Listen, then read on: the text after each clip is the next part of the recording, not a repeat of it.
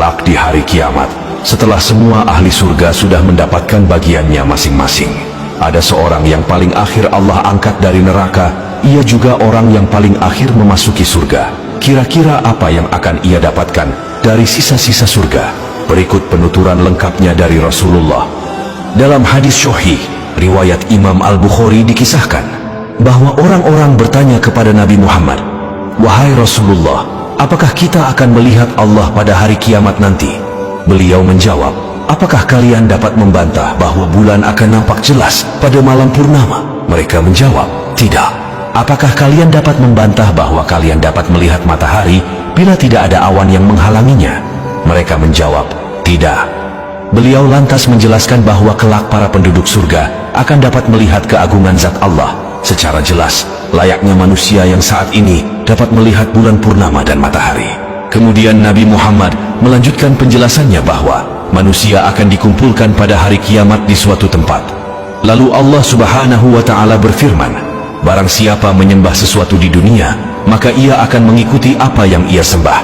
Maka di antara manusia ada yang mengikuti matahari, di antara mereka ada yang mengikuti bulan atau bentuk sesembahan-sesembahan lainnya.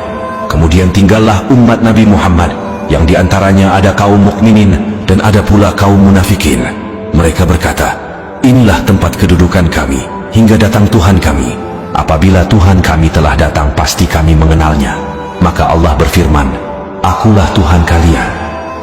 Allah kemudian memanggil mereka, lalu dibentangkanlah jembatan di atas neraka jahanam. Rasulullah menyampaikan bahwa beliau adalah orang yang pertama berhasil melewatinya di antara para rasul bersama umatnya. Pada hari itu, tidak ada seorang pun yang dapat berbicara kecuali para rasul, dan ucapan para rasul adalah, 'Ya Allah, selamatkanlah. Ya Allah, selamatkanlah.' Sedangkan jembatan tersebut sangat mengerikan. Di dalam neraka jahanam ada besi yang ujungnya bengkok seperti duri sadan. Sadan adalah tumbuhan yang berduri tajam. Hanya saja ukuran duri tersebut sangat-sangat besar.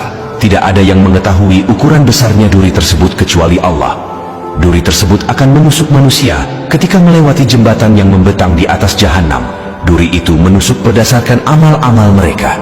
Di antara mereka ada yang dikoyak-koyak hingga binasa disebabkan amalnya. Ada juga yang dipotong-potong dan kemudian selamat melewatinya. Dari situlah babak awal kehidupan abadi manusia dimulai. Bagi mereka yang selamat melewati jembatan, mereka akan memasuki kenikmatan abadi, yaitu surga. Begitu pula sebaliknya bagi mereka yang tidak mampu melewati jembatan tersebut, maka neraka tempat kembalinya. Hingga apabila Allah berkehendak memberikan rahmat dan sayangnya bagi siapa saja yang dikehendakinya dari penghuni neraka, maka Allah akan memerintahkan malaikat untuk mengeluarkan siapa saja yang pernah menyembah Allah sewaktu di dunia. Mereka dikenal berdasarkan tanda bekas sujud ketika sholat di dunia.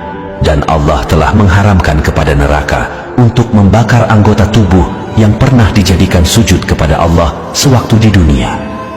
Lalu keluarlah mereka dari neraka, maka mereka keluar dalam keadaan sudah hangus terbakar. Lalu mereka disiram dengan air kehidupan. Kemudian jadilah mereka tumbuh seperti tumbuhnya benih di tepian aliran sungai.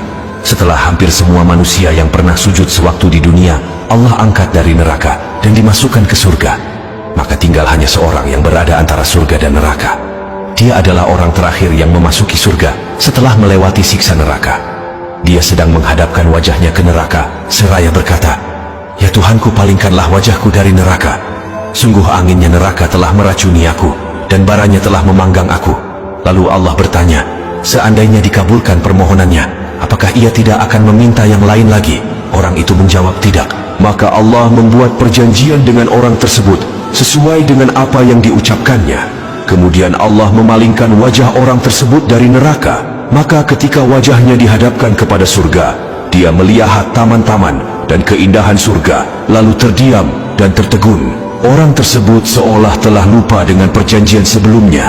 Ia kembali memohon kepada Allah, "Ya Tuhanku, dekatkan aku ke pintu surga." Allah Azza wa Jalla berfirman, "Bukankah kamu telah berjanji dan mengikat perjanjian untuk tidak meminta sesuatu setelah permintaan kamu sebelumnya?"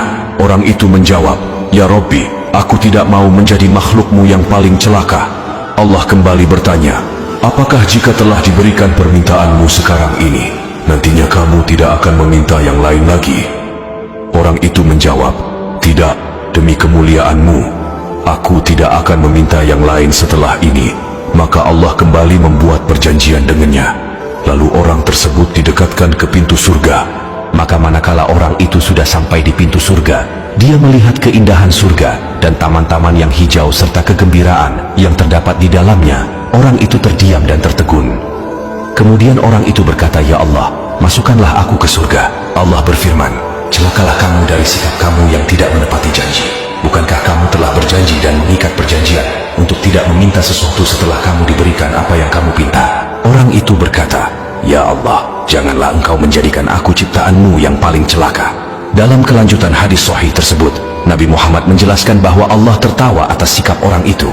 Sebagai catatan, kita hanya wajib mengimani kejadian tersebut tanpa diperbolehkan untuk menanyakan atau membayangkan bagaimana tertawanya Allah. Kemudian Allah mengizinkan orang itu memasuki surga. Setelah itu Allah berfirman, "Bayangkanlah." Lalu orang itu membayangkan tentang kenikmatan surga yang akan ia peroleh. Hingga setelah selesai apa yang ia bayangkan, Allah berfirman kepadanya, "Ini semua untukmu dan dilipat gandakan 10 macam yang serupa dengannya." Dalam hadis lain, Imam Muslim meriwayatkan bahwa orang yang kedudukan surganya paling rendah akan diberikan kekayaan layaknya kekayaan para raja di dunia. Kemudian ditambahkan 5 kali yang serupa dan dilipat gandakan kembali 10 kali lipat.